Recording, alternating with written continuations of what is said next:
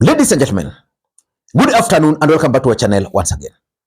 I want you guys to pay very close attention to this speech by Babu Owino and tell me just one or two things you've picked from that statement. Tushikeni Stephen Kalonzo Musyoka atupeleke Canaan. Sawa sivyo? Dr. Stephen Kalonzo Musyoka. Kenyatta did not expect to be the president of this nation. Came from prison, was made the president. Former President Moi did not expect to be the president in this nation. Kibaki in 2002 did not expect to be the president. It was a surprise to him. Uhuru did not expect to be the president in this country. And Ruto did not expect to be the president in this country. Therefore, all those who've been presidents in this country have never expected. They might say, they might talk about so many things, but I know, personally I know your heart. We went with you to a war that you are not going to get anything. You are not given any position. You stuck with Azimio in 2013, in 2017, in 2022. Huyo ni mwanaume mwenye bado tunaweza betray kweli? Lazima tuwe na utu. Na kama Ruto venye Gachagua alisema, kama Ruto anapenda baba sana, then make hata president in 2027 kwa? Kama hakuna, hatutaki historia selfish interest and ambitions. Tushikeni Stephen Kalonzo Musyoka atupeleke Canaan. Sawa sivyo? Ladies and gentlemen, that's Babu Owino endorsing Stephen Kalonzo Musyoka. In my view, that's a very bold statement by Babu Owino, because you all know that Babu Owino is a member of ODM party, and ODM party leader is none other than Raila Odinga. And we also know that Raila Odinga has already pronounced himself that next week he's going to make a major political statement in the Republic of Kenya. Now we're moving forward. I'd said that there was going to be life after Addis Ababa, and that's why I'm back here. And I say that before I make any comprehensive statement, I was going to consult widely. I'm not just going to be confined to Nyanza or this part of Nyanza. I will be talking to leadership from PC, from Western, from the coast, from the Rift Valley, from the Eastern, from Northeastern, from Central, all over the country. During this period of time, I'm going to consult before we make the next move, as I said. So I say that I will make a statement sometimes next week. And I want just to tell you here also that watch this space. Yeah. I'm going to make a statement next week. Oh, good. Thank you. Thank you. Thank you very much.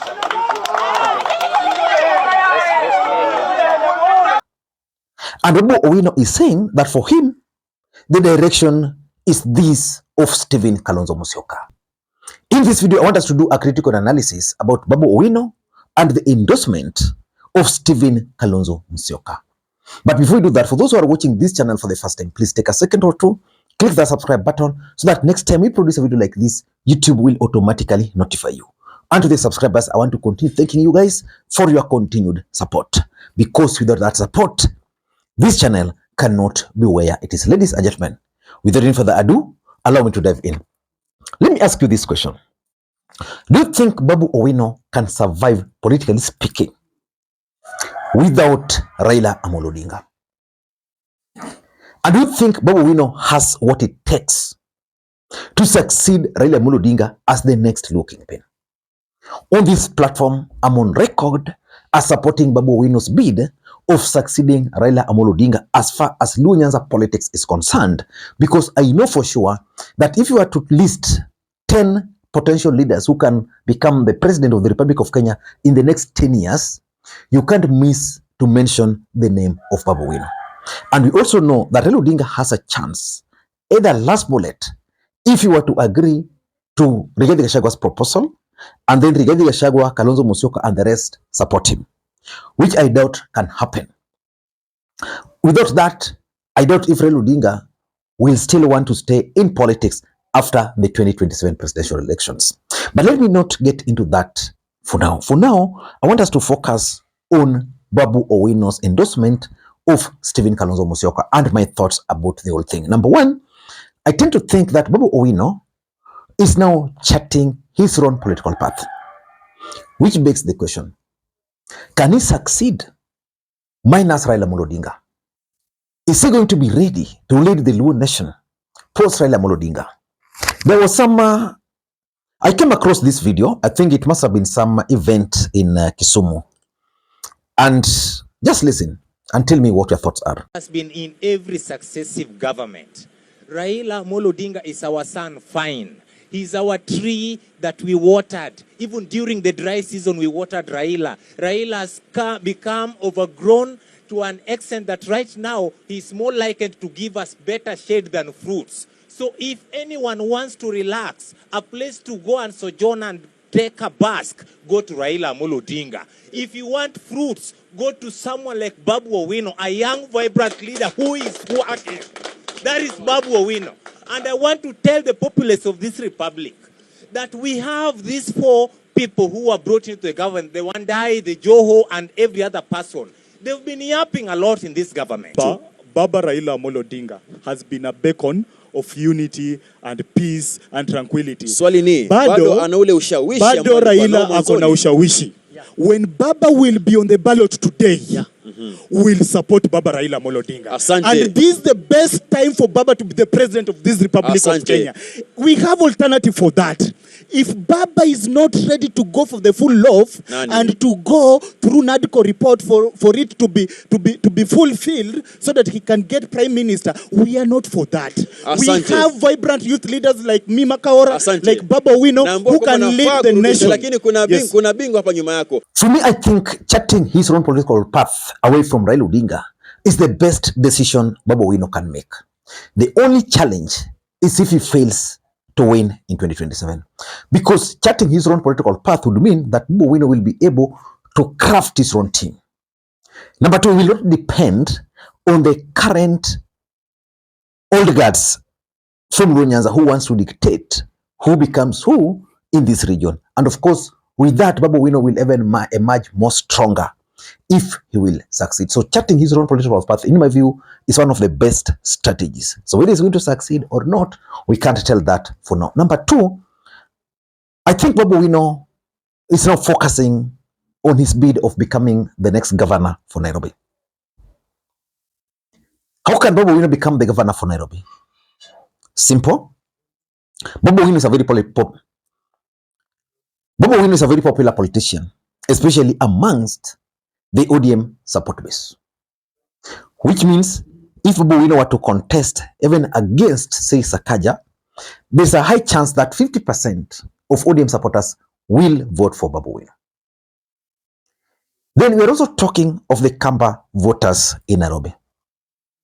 Again, we are looking at good number of them. They will vote for Babu Owino if Kalonzo were to front Babu Owino as the Wiper party leader. As the Wiper gubernatorial candidate for Nairobi. Then we're talking of the young people. I'm 100% sure that there are several young people in the Republic of Kenya who can just wake up very early in the morning to vote for Babu Owino just because of Babu Owino. Remember, Babu Owino offered tuition to students, class 8 and Form 4s and Form 3s during the Corona period. Most of those people have now moved from wherever they were. I remember there was a case of a student who attributed his success in mathematics to Babu Owino. Most of these guys are already in Nairobi. They've moved to Nairobi. And Babu Owino is the one they're looking up to. So some of them will vote for Babu Owino. And of course, the Kikuyu nation. Rigathi Gachagua has betrayed Babu Owino. I'll do a video about that because Rigathi Gachagua has made it very clear that in 2027, the mountain will have to produce the governor for Nairobi. But I think if Rigathi Gachagua was honest enough, he would have let that for Babu Owino. Babu Owino would have easily won. So I think Babu has realized that Raila Odinga is going to support Sakaja. And because Raila Odinga is going to support Sakaja, there's no way he can be allowed to run on ODM ticket as a gubernatorial candidate. So the option for working with Kalonzo Musyoka is what is now left for him. And for me, that's not a very bad strategy. Number 3, I've always told you on this platform that politics is a perceptional game. Raila Odinga was defeated in his bid of becoming the chair of the African Union Commission. And the questions which most Kenyans were asking were, what next for Raila Odinga? Of course, Raila Odinga came back into the country. He has declared that next week he's going to make a major political statement.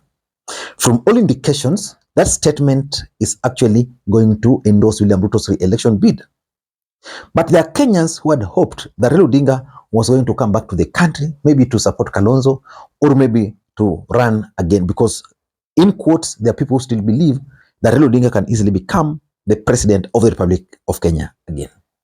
So the fact now that someone like Babu Owino, a key player in ODM party, someone like Edwin Sifuna are actually willing to leave ODM party, if need be, is creating the perception that Raila Odinga is losing control of ODM party. And for me, that is something that Raila Odinga and his team should not allow to happen. A strong ODM party is what is giving Raila Odinga the strength. Without a strong ODM party, there can never be Raila Odinga. In fact, the other day, I saw Rigathi Gachagua saying that he's planning to benchmark in ODM party because Raila Odinga has managed to build a very strong political party. So if people like Babu Owino will be living, you see, the truth is, if Babu Owino were to live today and run for governor, the casualty is going to be ODM, because assuming Mount Kenya will produce a presidential candidate, that Mount Kenya candidate can win. Assuming Embakasi East, ODM will produce a candidate, Babu Owino will decide to defend his seat there. Again, if you look at it critically from that perspective alone, ODM might actually lose that seat. And if Babu Owino were to join Wiper, I am 100% sure that there are several other people who will try to follow Babu Owino to Wiper. So it's that perceptual value which Raila Odinga is going to lose. And number 4, I think there is also the potential of Babu Owino becoming Stephen Kalonzo Musyoka's running mate in 2027. There's a video I did on this platform sometimes back. I'm going to put the link. I'm going to pin the link as the number 1 comment. In that video, I had offered my unsolicited advice to Kalonzo Musyoka that if he wanted to succeed in his bid of becoming the president of the Republic of Kenya, he needed to do just one thing.